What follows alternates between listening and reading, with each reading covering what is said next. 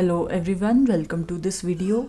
In this video, we'll be answering this question which states that what can you say about a subgroup of D4 which contains R270 and a reflection? This is the first question here. So let's get started and answer this question first. We already know that within this group D4, right, the group of symmetries of a square, we have the elements R0, R90, R180, R270, H, V, D and D dash, right, where these four represents the reflections and these four represent the rotations. Its scalar table we all know is given by this, and you already know how to draw this. If you don't know, you can refer back to my videos, right? Once you know this thing, then we suppose that S1 be that subgroup which contains the rotation R270 and a reflection H, right? So that means this S is constructed from these two elements R270 and H. So let's see what all elements could be present here. First of all, because S1 is generated from these two elements, so obviously these two elements would be present in S1. So S1 contain these two elements a priori. Using these elements, what all elements could be found here? Let's have a look. So if for S1 to be a subgroup, if R270 is present here, then R270 into R270 should also be present here by the closure property, because for it to be a subgroup, it should also satisfy the closure property. So in the Keller table, we can have a look what is R270 composed with R270. So you see it is R180. So that means definitely R180 has to be present as a member of S1. What about the next element? So if H is present here, so H into H should also be present here. So let's have a look. H is here, H is here. So H into H is R0, which should be present over here also. So therefore we have found the identity of the group, which is R0. Correct? Okay. What about another element? What is R180 into R180? Let's have a look.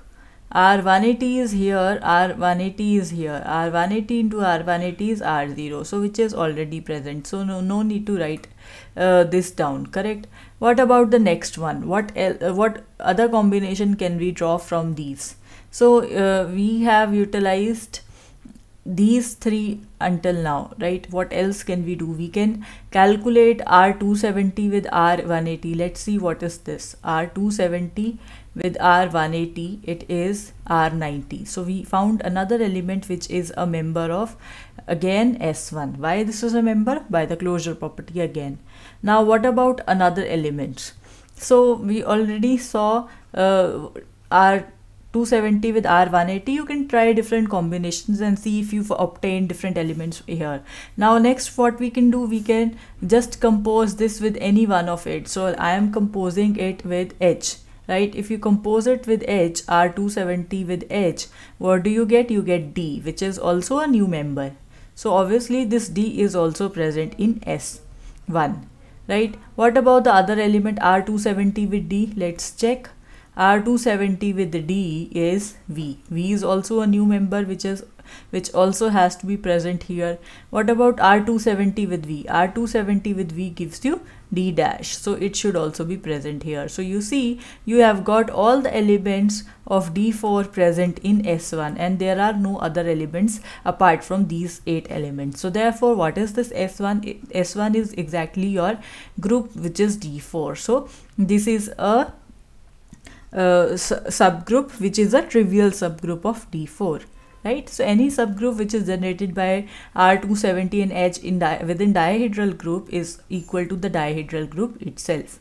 Now let's move on to the second question. Here they are saying, what can you say about a subgroup of D4 which contains H and D? Now we have to look for another subgroup.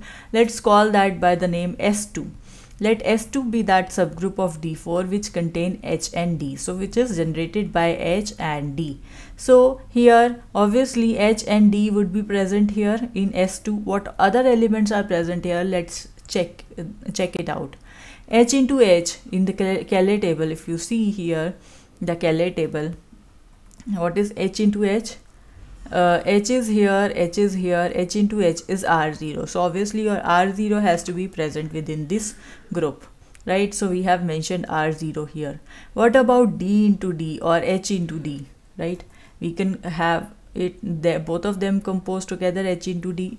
So let's have a look. H is here, D is here, H into D is R90. So R90 is a new member which was already not present here, so it is also present here now.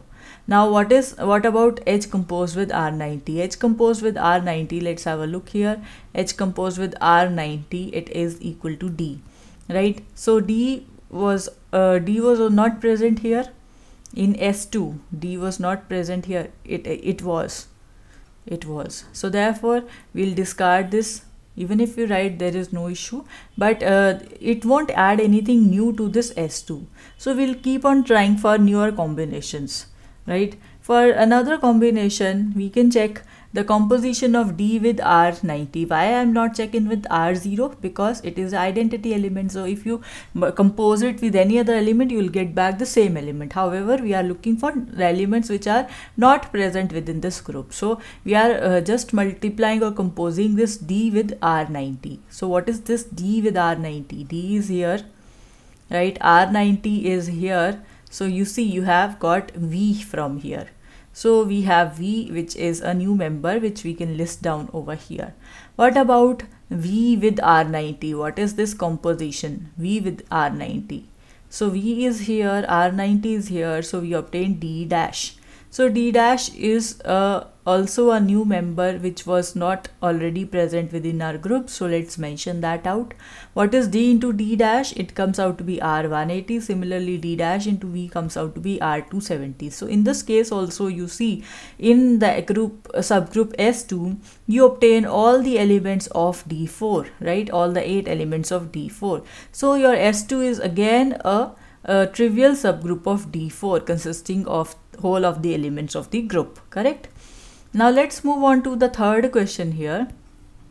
In the third question, they are asking you about a subgroup of D4 which contains H and V, so which is generated by H and V. Let's have a look. Let's call that by the name S3. S3 be the subgroup which contains H and V. So obviously H and V would be present here. Now let's check for all the combination. We can have H composed with itself. So in the table here, H with H gives you R0. So R0 has to be present over here, correct? So R0 is the new member which is added to S3. Now what about V into V, right? When you compose V with V, it is, let's check that, V composed with V, it is again R0. So no need to write it again because of the same calculation. But we have to check for all the cases. So H into H is done, V into V is done. What about H into V? H into V, when you perform H into V, let's have a look. So we have H here, we have V here, H into V is what? R180. So R180 should be present here, which I have mentioned over here. Correct. Now what about R180 into R180? When you perform R180 with R180, it is again R0. So no need to write it again. What about the composition of H with R0 and V with R0? Because H with V we have seen. We already saw this thing. So H into R180 is V. H into R180 is V. And V into R180 is H. So you see they are already present within your group, right? So it is V and it is H. So they are already present within your group and you cannot find any new combination that you can try. So therefore these are the only members of this subgroup S3. So this subgroup S3 contains H, V, R0 and R180, where the inverse of R180 is itself, the inverse of H is itself, the inverse of V is itself, and R0 is the identity of the group, right? So I hope you understood this question well. Well, that is it for this video. Thank you for watching.